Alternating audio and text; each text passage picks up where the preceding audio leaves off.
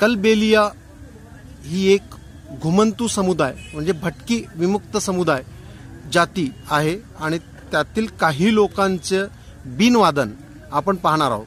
आपल्याकडे त्याला सपेरे पण म्हटलं जातं कारण साप हे ज्या समोर तुम्हाला दोन पेट्या दिसतात किंवा पेटारे दिसतात, यात साप हे लोक पाळायचे, गावागावात जायचे, कला दाखवायचे आणि बिन वाजून किंवा कला दाखवून आपलं पोट भरायचे भिक्षा मागून।